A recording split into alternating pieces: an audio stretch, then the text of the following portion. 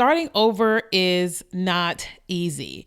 I feel like it's laborsome. I feel like it is worrisome. There are so many different things to think about when you are starting over. And I am in this season of starting over. So you are listening to this episode. It has come out on Tuesday, May 14th. And as the time that this episode airs, I have men in my house moving things out of my house into a pod.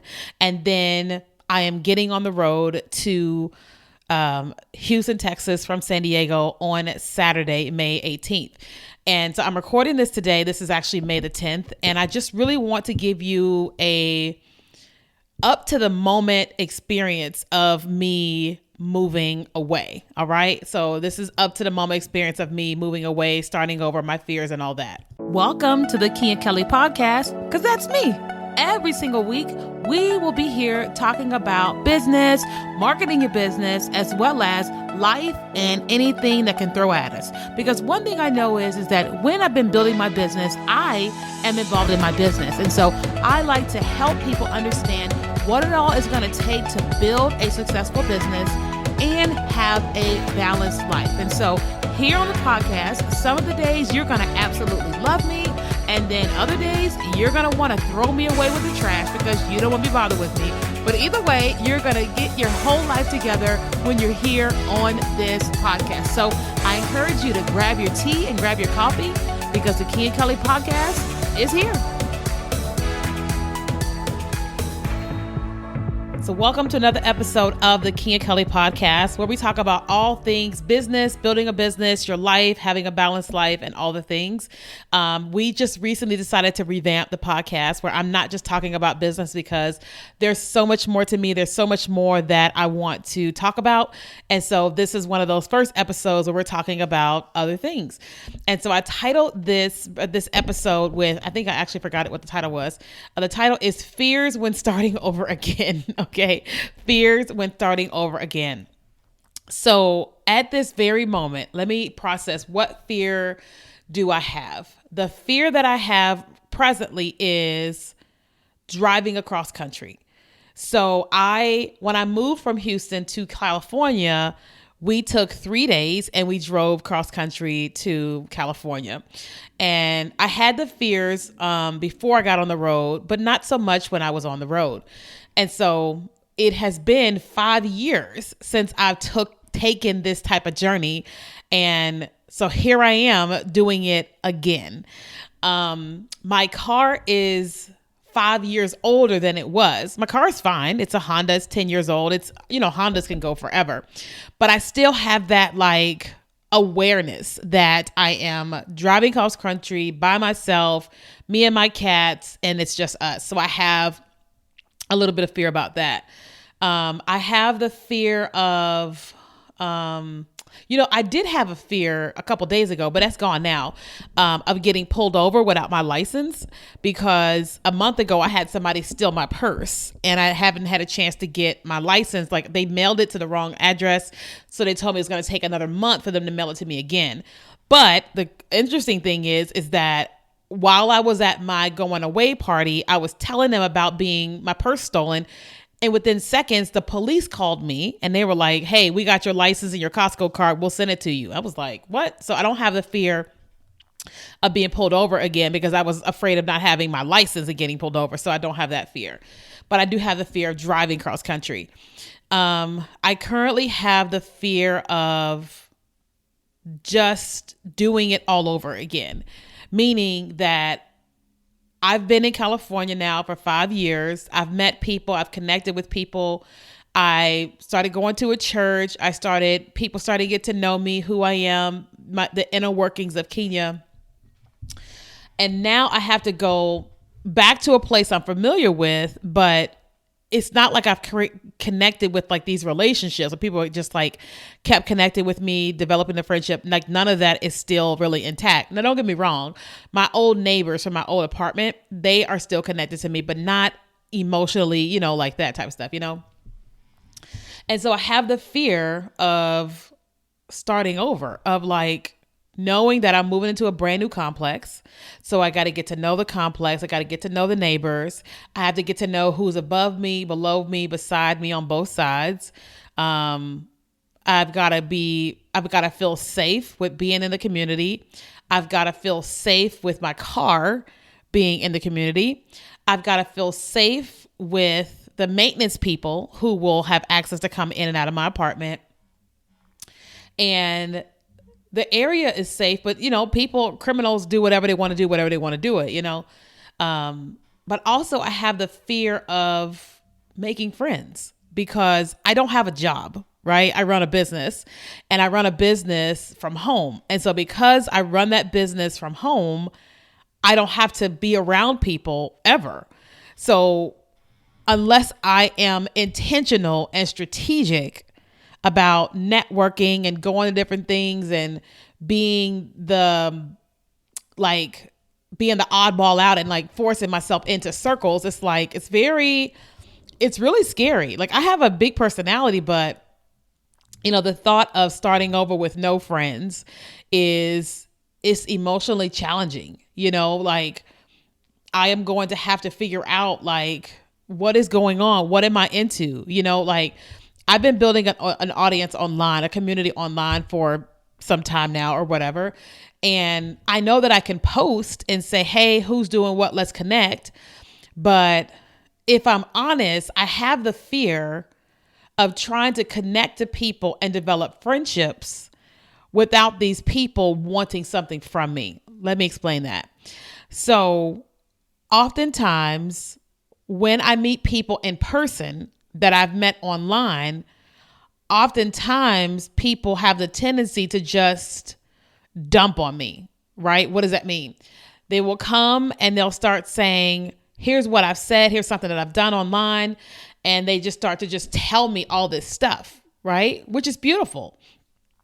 Or they start coming to me with their business problems that they need help with, or they have their TikTok problems or whatever that they feel like I can help them with. They start to kind of dump that on me so I can help them.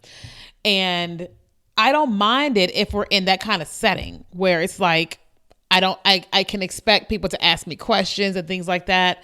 But when I am trying to meet people to develop friendships, it's really challenging to go out and do that and be with people when people want something from me. Right? So if I'm hosting an event, I expect it. If I'm doing a webinar, I expect it, but when I'm just going out to just meet people and just connect in the general sense, I have the fear of, am I going to get cornered and have to perform? Right? So for example, my legal name is Keenya Kelly Griffin. Okay. But my business name I go by is Keenya Kelly because it's a cute name. And if I get married again or when I get married again, I won't have to change my business name because Kelly is my middle name. I'll just take on his last name or whatever. And I don't mind being Keenya Kelly when I'm in that setting. But when I am out just connecting, trying to go to dinner, brunch, all those types of things, I want a safe environment that allows me to just be Keenya. And so I have the fear of how am I going to be able to develop friendships and just be Keenya and not have to be Keenya Kelly. And this happens every time I start over, right? Now, I also have the fear, and I'll unpack it more, but I also have the fear of dating again. And I don't know about you, but I've gone through divorce. I've gone through the terrible experience of finding out your spouse is unfaithful, the whole world finding out. I mean, just all the things that go along with that. Like, unless you've gone through a divorce, you don't really understand how complex divorce is. Not just the significant other or the divorce process, but how much it rips you, it guts you. Like, the only people that can really understand it is those people that have gone through it. I recently was talking to someone that had gone through a divorce, and she was like, I finally get it. She was like, I saw you back then. I didn't understand you. And she's like, today I understand you. And I'm like, but she couldn't get it back then. But she hadn't gone through it, And so the thought, okay, because I've lived in California now for 5 years, and you're like, you're just now dating? Yes. So the first 4 years after divorce, I was just a mess. And so dating just wasn't smart. And then the last 5 years have just been interesting. I lived in Redding, California for 2 years, which is like population 90,000, population 900 African Americans. So there's not a lot of black people and not a lot of people that date black people. Okay. Then I've been here in San Diego for 3 years. And there's only 6% black people. And I date everybody, but everybody has to date me. And so the population down here, I have not been asked out on one date in 3 years here in San Diego. And I'm like, okay. However, I know that Houston is very much culturally diverse. Like, I am going to have eyes on me all day, every day. And your girl is here for it. But I have the fears of dating again because I am an honest person. I am a kind, trustworthy person, all the things. But all of my time healing after divorce, I started to realize how many people are just not honest. I am floored by how many people lie, manipulate, and cheat. And I'm like, I was so green. Like, I know it sounds really crazy. I'm 43 years old next month. And I was so green to how manipulative men and women can be in relationships. I had no idea because I didn't have a lot of experience in them. And all these years, last 10 years of just learning and listening and watching and engaging, I'm just like, wow. People are not honest. Not everyone, but people are not honest. People are interesting. And that makes me so afraid of starting over in that again, because I'm like, I am going to have to really trust the Holy Spirit more than I ever have. Now I love God, Jesus, and Holy Spirit. Holy Spirit is my best friend.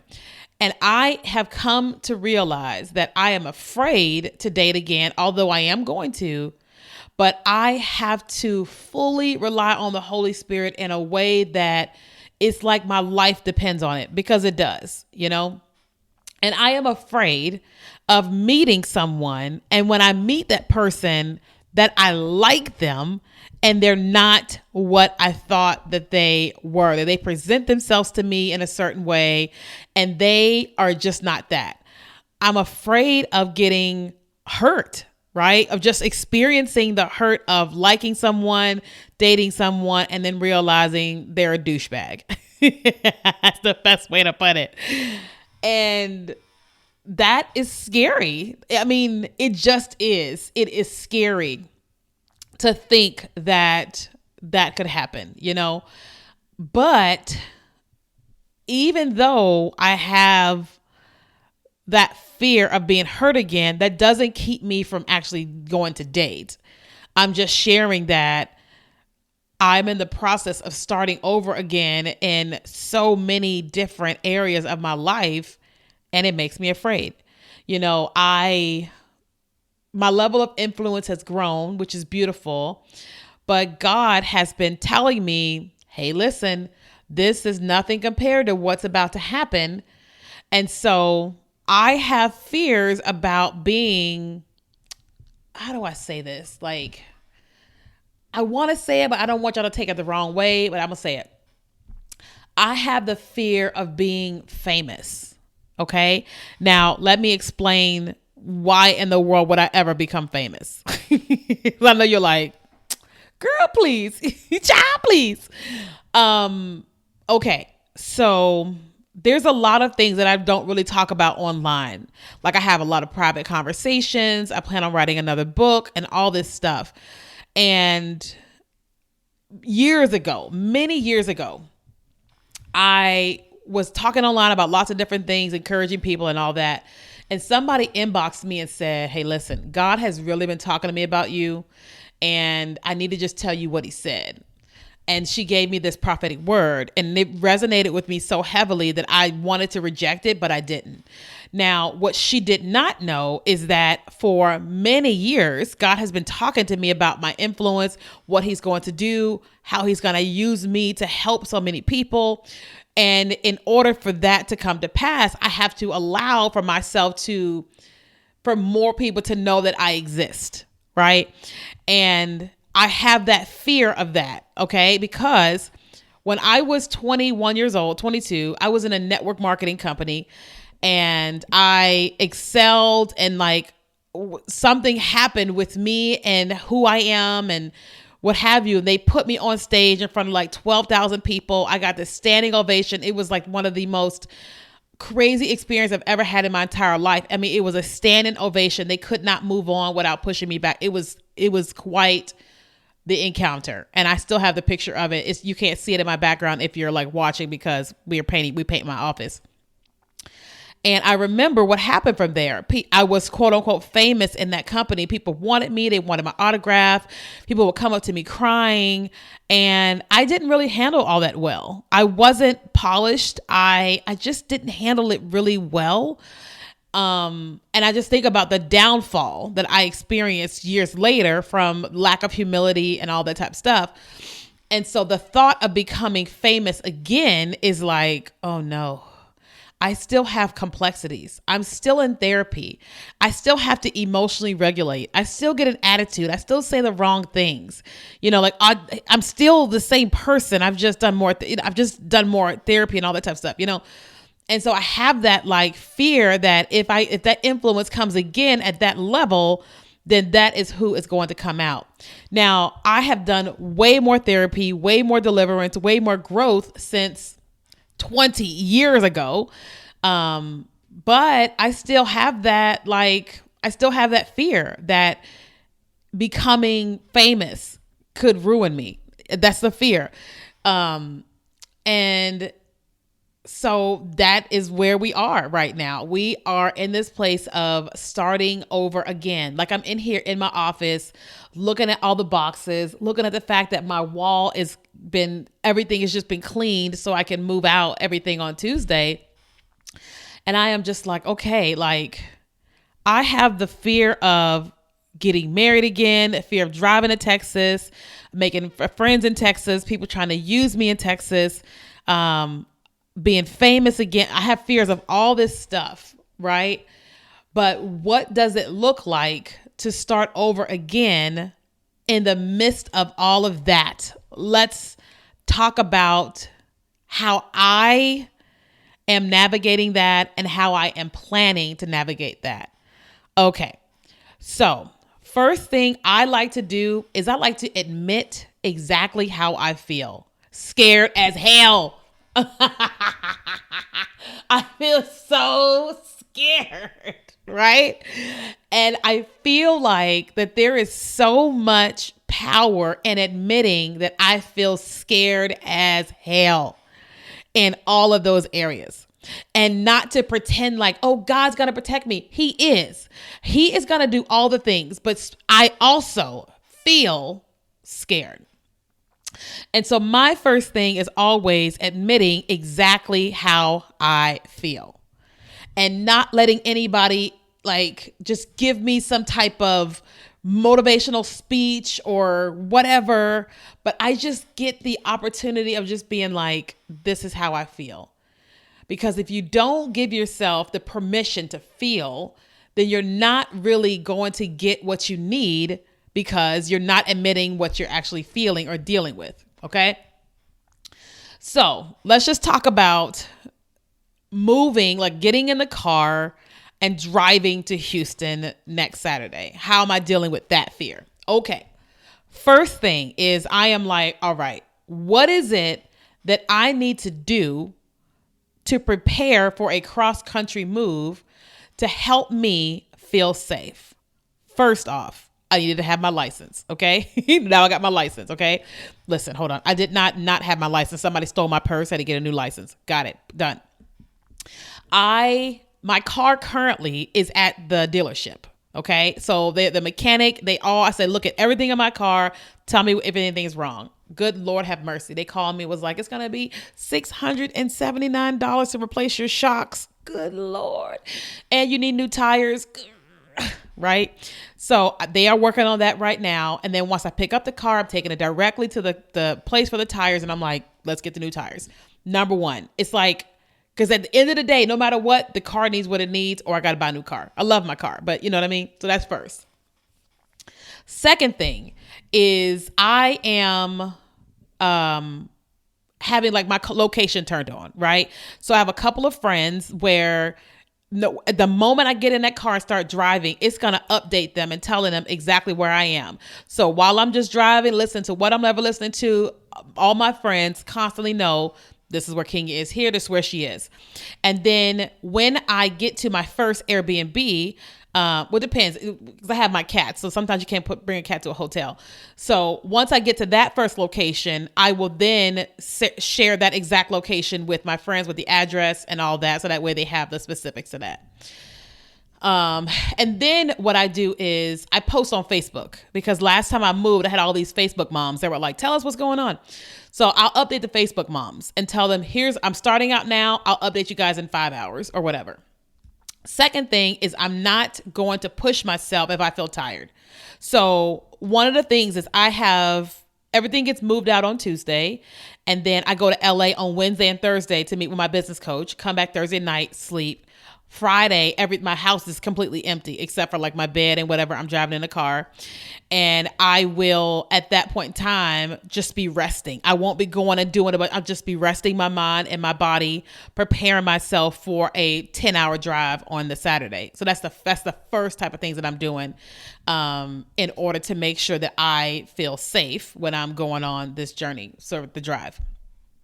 As it pertains to feeling safe in Houston, where I live, one of the first things I'm going to do is I'm going to talk to as many neighbors as I can the moment I get there, getting their understanding of like just the real deal from neighbors. But also I'm looking for the Facebook group. There's always like a group that somebody in the community has created, and I'm going to join that so everybody can tell me what's really going on in the community, so I can just be aware of all that. And then the next thing I'll do is I'll connect with the pet sitter in the building. There's always like a pet sitter in the building, and I'm going to connect with that person because that person knows all the ins and the outs. And I always need a pet sitter. Okay. So that's that with moving. So I'm like, I have this plan of doing all that. Now, as it pertains to making friends, because I have the fear of trying to make friends and all people want is for me to coach them or whatever, I am intentionally not posting on Facebook to say who wants to have dinner on my personal social accounts. Because if I post on my social accounts, the people that I have connected with online in terms of business will want to connect for that particular reason. But I am trying to connect with people that don't look at me as someone that can help them. Because I'm just trying to find safety with Keenya, that Keenya and not Keenya Kelly, right? And I'll just slowly just kind of start trying to connect with people kind of that way. And then I'll probably text a couple people, say, hey, who do you know in Houston that is super cool, super chill, not whatever, and let them connect me with certain people, you know? That's the first thing there. As it pertains to dating is the hardest one, because if a man is fine, he is fine, honey. If a man smells like Dolce and Gabbana, if he smells like Carolina Herrera 212, if he smells like Jean Paul Gaultier or whatever the new fragrances, colognes are of 2024, Houston, we have a problem. First off, Houston, we have a problem. That's like, where was I? I was at a conference last week sitting next to this man, clearly married. And I'm not attracted to him whatsoever. And I'm smelling this man like, I know that smell. Mid-sentence, I said, I'm sorry, sir. Excuse me. What cologne are you wearing? Jean Paul Gaultier. I know it because I know the cologne. And so how am I dealing with the fears of dating? Well, number one is honesty. Okay. So I have this rule that when I meet a guy, one of the first things that I will do is I will journal about him. I don't care how well or how not so well the conversation went. I would just immediately journal about him because I always journal anyway. And in the journaling, I'll just process my feelings. I'll just process them or whatever. And I get it out. And then I just say, Holy Spirit, tell me what you want me to know about him. And then I just move on. Usually, pretty early on, the Holy Spirit will tell me the good and the not so good. Not because he's trying to expose this man, but because he wants me to just be aware. Okay. Like I met some men previously and he was like, he's a player. He's got something going on with his woman. And he just told me all this stuff. And I was like, got it. And it helped me to, and then that day when I was actually sitting down with the man revealed some things and I was like, oh, okay. Makes sense. God, God's got me. So with my fears of dating, I'm not just going to say just trust God. No, I'm going to be very intentional and strategic about it. Like I'll connect with men, I'll talk to them, engage with them and all that. Most men never make it to my apartment. I dated a guy for 6 months. He never got to my apartment. That's a whole nother conversation for another day. But I'll just have conversations, I won't let a man come pick me up from my apartment. We can meet wherever we're going to meet. And we'll just start with just having conversations. And I think that one thing that's going to be healthy for me is to have conversations with multiple men. Like as I meet men, I'm just having conversations with multiple men and then just letting the men know, hey, right now I am just getting back into dating. I'm talking to multiple people at one time and I'm just trying to get to know you guys. Like you're not pressured into being with me. I'm not pressured into being with you. I just want to start back dating again. And I feel like that honesty and transparency can be off-putting to some men, but I think to the right men that are like, I get it. I can appreciate it because I'm not holding anything back. But the fear of being taken advantage of or being hurt and all that, the way that I am going to deal with that fear is I'm literally going to invite Holy Spirit and God into every conversation I'm having with these men. My best friend, love her. I'll let her know, hey, I met this guy. This is how I feel. I just want you to hold on to that. You don't have to do anything with that. Just hold on to it. And then when the time comes, let me process him, and then we just process him, and I'll just take it one day at a time. Now, I don't know how you feel about you, but I feel like I'm amazing. I feel like any man that goes out with me once wants to go out with me again. And it's not because of how I look. I feel beautiful like everybody else is beautiful. I feel like that when men talk to me, I make them feel like they could run through a brick wall and never get hurt. And most men, when we sit down and we have conversations, they are always like, oh my God, you're amazing. And it's really just because I just let them talk about them. So I anticipate going on lots of dates and it has nothing to do with my looks, nothing to do with my influence or whatever, but just how I make men feel when I talk to them. So I have to just be very intentional and strategic about dates, because I don't want to lead any man on. I don't want nobody getting upset. We have the whole, would you rather be in the forest with a man or a bear? I'm definitely one that would say a bear. So I have to be very intentional about that. But that's kind of how I am planning to deal with it. It's like, I don't have all the answers. I just know that once I land in Houston, dating is not going to be as hard as it has been in San Diego because there's no brown people here. And there's a lot of brown people there. And every time I touch down in Texas, I feel like I'm a Victoria's Secret model. I'm always like, wow, is this the welcome home? Every time I go to Texas. So I know it's going to be good. But anyway, I just wanted to share my fears of starting over again, because I'm starting over again in so many different areas of my life right now. And I feel like that I would be doing you a beautiful service by sharing it with you. I feel like I'm doing myself a beautiful service by opening up and sharing and having you here with me to support me. And I plan on continuously sharing the journey. I might record something when I'm from the road in driving to Houston or whatever. Maybe, I'm not sure, but we'll just see. I'll have my mic with me on my phone, and just in case I feel like I want to talk about something. But yeah, so that's it. If you're in Houston, at some point in time, I will host something to get together and meet everybody. Initially, I had to get over my shock of moving. I had to get over my fears of being in a new place. I have to get over my sadness of leaving one place and then having to start over again in a beautiful way. So I just give myself permission to go into hiding at least for a couple of weeks. When I first get to Texas, I know some people are like, let's hang out. And I'm like, I got to go into hiding first because one, my house is going to be chaotic and all the things. Okay. So I hope you enjoyed today's episode. I know this one was like different than what they normally are. And that's where the show is definitely going. The Keenya Kelly podcast is going. If you enjoyed this episode, please rate it. I haven't seen any new ratings in over a year. And if you think somebody could benefit, please take a screenshot of the episode, post it to your Instagram story and tag me. That will help me to share this with more people. And it also encourages me. Okay. All right. So thank you so much.